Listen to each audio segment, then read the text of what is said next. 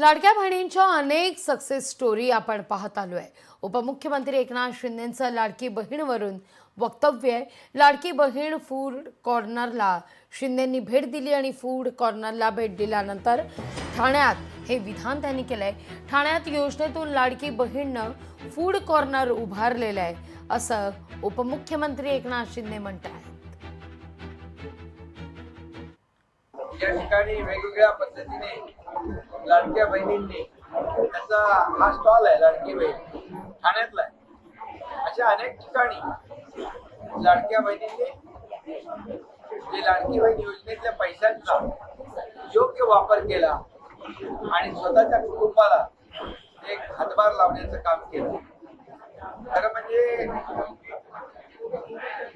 लाडक्या बहिणींना आपल्याला देशाला तर स्वातंत्र्य मिळालं 1947 साली, परंतु लाडक्या बहिणींना जे आर्थिक स्वातंत्र्य आहे ते देण्याचं काम या योजनेमधून आम्ही केलं। याचा मला आनंदही आहे। या निर्णयाचा फायदा कोट्यावधी कुटुंबांना झाला आणि तेच प्रेम जे आहे लाडक्या बहिणींचं आज माझ्या पाठीशी आहे। त्यामुळे मगाशी मी म्हणालो सर्व पदांपेक्षा लाडका भाऊ हे पद मला।